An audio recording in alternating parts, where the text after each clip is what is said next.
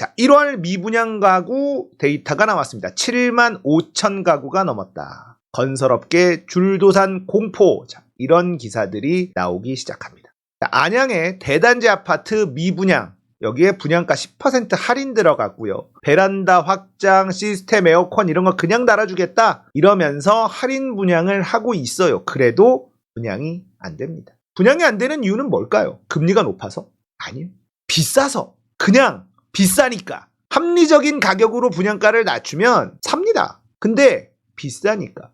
자, 할인할 여력이 있어요. 충분히. 건설사들은 고분양가를 포기하지 않습니다. 그게 더 남는 장사라는 걸 알기 때문에 그렇습니다. 그리고 이 정도 할인하고 뭐 TV, 냉장고 이런 거 막 갖다 바치면서 들어와라 그러면 들어오니까요. 보구들이 많다는 걸 건설사들은 압니다. 자, 지금 미분양 주택 추이가요. 전달보다 10%가 늘어났고요. 2013년 1월 이후 최대치 미분양 나왔습니다. 심상치가 않죠, 데이터가. 거기다가 더 심상치가 않은 게 국평이라고 불리는 전용 면적 85제곱미터, 30평형대. 이게 전달보다 25.9%예요.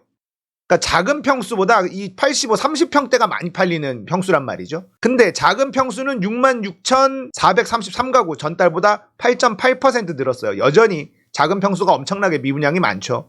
그런데 국평이라고 불리는 전용 면적 8호, 여기도 전달보다 25.9%나 미분양이 급증했다. 국평이든 나발이든 다 안 산다 이 말입니다. 지금 사면 뭐다? 호구. 주택 매매량 감소하고 있습니다. 1월 주택 매매량 25,761건입니다. 전달보다 9.9% 감소했고요. 지난해 같은 달 대비 38.2% 급감이고요. 최근 5년 1월 평균에 비해 63.7% 급감입니다.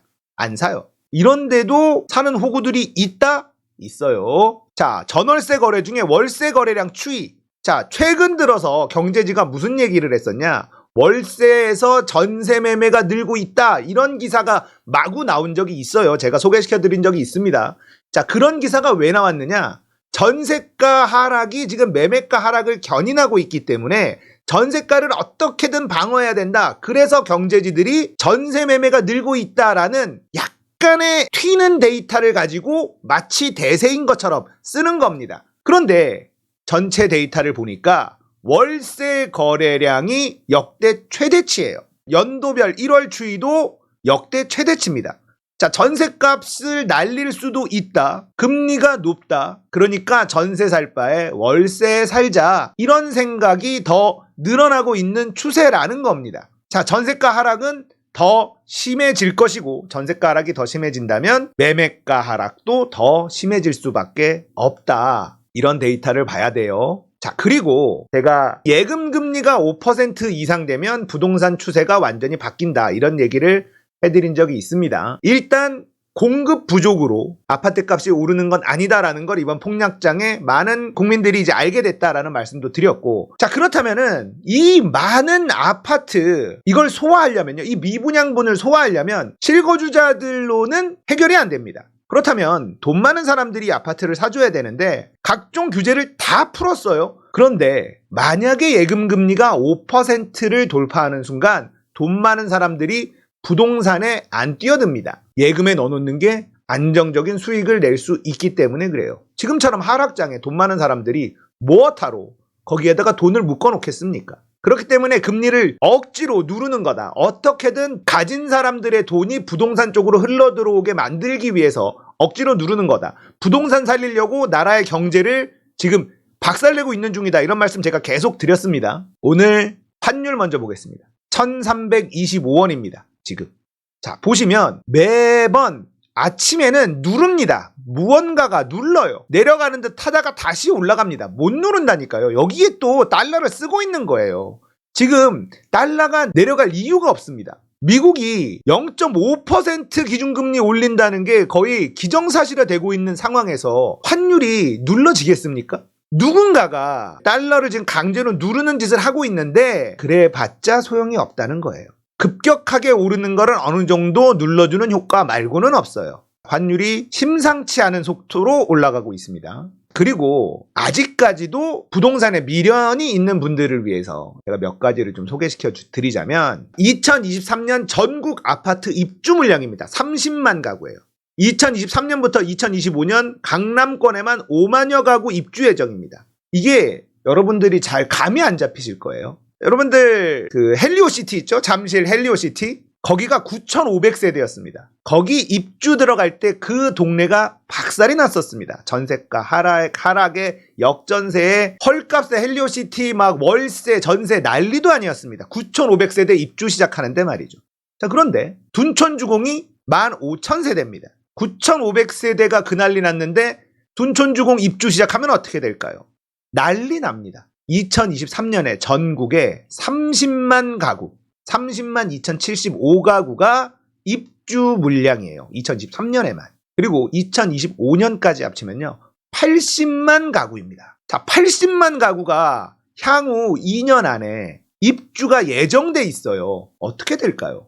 그 미분양들은 어떻게 되고 입주가 시작되면 새 아파트로 입주가 들어가게 되면 전세 살던 사람들이나 다른 데 살던 사람들 그 집은 어떻게 될까요? 대혼란에 빠지게 됩니다. 여러분들이 이거는 잘 모르시는데 지금 언론이 펌프질을 하는 이유가 뭐냐, 그리고 그게 어느 정도 먹히는 이유가 뭐냐, 사람들이 지금 올라간 기억이 남아있기 때문에 그렇습니다. 폭등하던 그 기억이 아직까지 선명하게 남아있어요. 언제 패닉셀이 이루어지냐면 입주가 시작이 돼요. 그럼 한 3개월 정도 입주가 진행이 됩니다. 근데 입주는 그 시기가 정해져 있어. 그 안에 잔금을 다 내야지 됩니다. 돈을 마련하지 못한 사람들, 아파트 값은 계속 떨어져요. 프리미엄이 안 붙고 마피라고 하죠. 마이너스예요. 분양가보다 막 내려가고 있어요. 이런 상황에서 잔금을 치러야 되는 그 기간이 다가오면 다가올수록 패닉셀이 일어나기 시작합니다. 내가 먼저 팔아야 되나? 지금이라도 팔아야 되나? 자, 그러면서 전세 끼고 살려고 했었던 사람들, 분양권을 어떻게든 팔려고 했는데 지금 마피 붙어서 팔지 못하던 사람들 눈치만 보다가 눈치 게임이 끝나는 순간 패닉셀이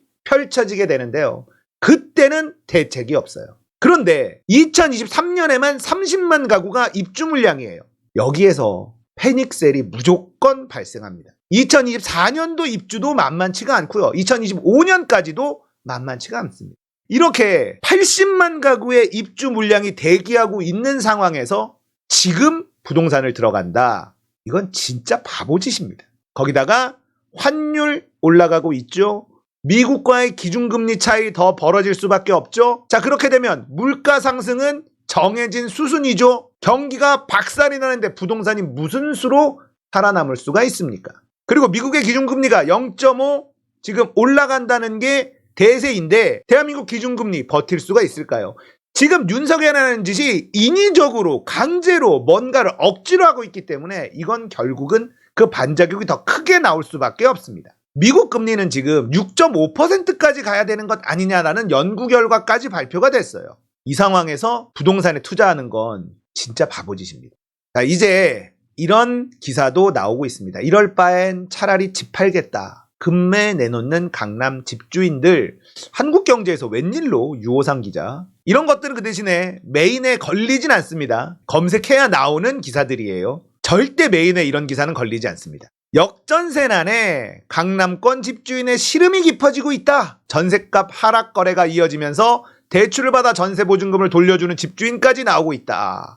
참다 못한 집주인들이 싼 값에 아파트를 내놓는 경우가 늘었는데 이른바 급급매를 노리는 매수 심리와 맞물리며 매매 시장에서도 하락 거래가 속출하고 있다. 지금이라도 팔 사람들은 팔아야 된다. 패닉셀 반드시 옵니다. 안 올 수가 없어요. 지금 대기하고 있는 입주 물량이 너무 많아요. 아파트값 하락은 이제 시작입니다. 자, 부동산 업계에서는 당분간 강남권 역전세난이 더 심해질 것으로 전망하고 있다. 여기는 전세값이 미친 듯이 올랐던 곳이기 때문에 더 심하죠. 강남은 훨씬 더 심한 역전세난이 일어날 거고 급급매 이런 일들이 계속 벌어질 겁니다. 그렇게 되면 강남이 이 가격인데 네가 뭔데 라는 이제 공식이 전국으로 퍼지기 시작합니다. 아파트 값은 그렇게 정리가 돼요. 강남이 이만큼 받았다. 강남이 먼저 올라가요. 그러면 그 옆으로 퍼지죠. 야, 강남이 10억이라는데 우리는 9억은 받아야지. 여기가 9억이랬는데 우린 8억은 받아야지. 이런 식으로 서열 정리가 돼요. 송도가 미친 듯이 떨어지잖아요. 송도가 강남은 아니더라도 거의 뭐 서울 웬만한 데보다 더 많이 올랐잖아요. 그러니까 미친 듯이 빠지는 거죠. 동탄 이런 데들 미친 듯이 빠지는 거죠. 서울보다 비쌀 수는 없어요. 이런 일들이 벌어져요. 자, 지금 강남은 개포자이 지금 3,300가구 입주 시작을 했고요. 개포 레미안 포레스트 DH 자이 개포 가구가 쏟아집니다. 강남에만 입주가 쏟아집니다. 역전세난이 심해질 수밖에 없고 매매가는 계속 떨어질 수밖에 없고 급급매 던지는 사람들이 늘어날 수밖에 없다. 강남이 내려가면 이제 서열정리 서울 외곽으로 점차 가격이 빠지면서 전국으로 확산될 수밖에 없다. 자, 강남권 내 아파트 매물은 쌓이고 거래 가격은 하락하는 추세예요. 이런 상황입니다. 지금 전세가 하락이 심해지자 급매를 내놓는 집주인이 많아졌다는 반응이다. 현장에서도 이런 얘기가 나오고 있고 갭 투자를 통해 집을 산 사람들이 역전세난에 차라리 집을 내놓고 있다. 시세보다 싸게 나온 매물의 대부분이 전세를 낀 물건이다. 전세 제도도 아마 대대적으로 바뀌기 시작할 겁니다. 국민들의 인식이 달라지기 시작할 거고 전세 대출 이게 지금 아파트 값에 거품을 낀 주범이다라는 설명 제가 드린 적이 있죠. 역전세난이 어디까지 갈까요? 한동안은 이어질 수밖에 없어요. 대규모 입주가 예고되어 있는 한 역전세난은 계속될 수밖에 없습니다. 전세값은 계속 하락할 수밖에 없고 사람들은 이제 월세로 갈아타고 있다. 자, 이러면 파는 사람과 사는 사람의 균형의 추가 무너져요. 그죠? 사는 사람이 유리해진 겁니다. 누가 우위를 점하게 되냐? 사는 사람들이 골라갈 수 있어요. 이 상황은 잘 꺾이지 않습니다. 왜냐하면 사는 사람들은요. 기다리면 더 떨어지거든. 더 싸게 해드릴게요. 더 싸게도 해줄 수 있었어? 그러면 한 번만 더 기다려볼까? 이렇게 되는 거예요. 그러니까 이 하락장을 막을 수 있는 방법은 없다. 그러니까 떨어질 만큼 떨어지고 매수세가 자연스럽게 이 정도면 나도 한번 사보겠어 라는 가격까지 떨어질 때까지는 자연스럽게 내버려 둬야 돼. 근데 그걸 못하겠다라고 지금 억지로 누르고 있기 때문에 대한민국 경제가 매우 불안한 상황이라는 겁니다. 부동산 지금은 절대 투자해서는 안 되는 구간이고 오래 구경하는 재미 집 없는 분들 내 집 마련해야 되는 분들은 오래 구경하는 재미 쏠쏠하게 느끼시고 돈 잘 모아두시고 기다리시는 게 답입니다. 내년이나 내년까지도 기다려도 된다라고 생각하는데 아직 입주 물량이 많이 남아있다. 알고 계시면 되겠습니다. 언론들의 펌프질에 절대 속으면 안 된다. 기억하시면 되겠습니다.